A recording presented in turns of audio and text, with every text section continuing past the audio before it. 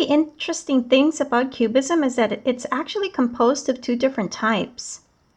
One of these types is called Analytic Cubism, and the other one is called Synthetic Cubism.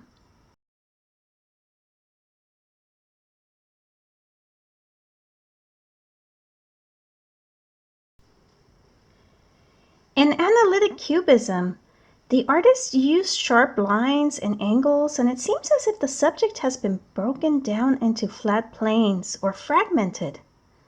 This is actually where the name Cubism comes from, since it looks like these fragments are broken down into geometric shapes, like a cube. They also used muted colors and earthy tones, such as grays and browns, throughout their work. The goal was to make their paintings look three-dimensional, in a very abstract way, of course. In synthetic cubism, the artists simplified and made their paintings more flatter looking. They used lively colors like reds, greens, yellows, and blues, and they even started using scraps and pieces of other found materials like newspaper, playing cards, commercial wrappers, and even advertisements from catalogs.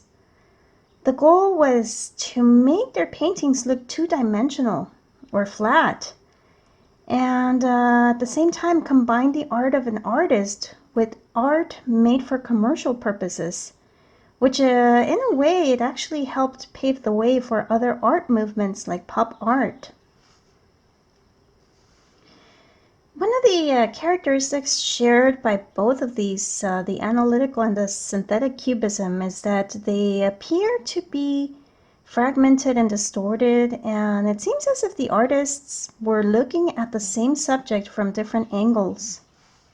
So let's just take an example here. I have this camera here. You're looking at the front side of the camera, but if I tilt it a little bit, now we're looking at a different angle, and it totally changes the perspective of it.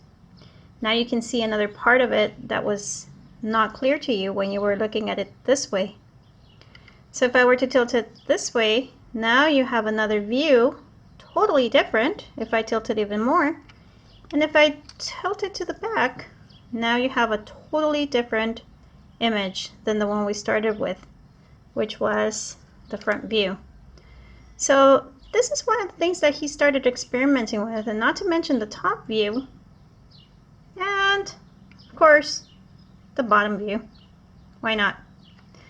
So there's different angles as to where you're looking at an object, and it just changes the whole image completely depending on where you're standing and where you're seeing it from. So this is one of the things that Pablo Picasso was experimenting with in his pictures. That's why the faces are so distorted, because he was looking at them from different angles and different views.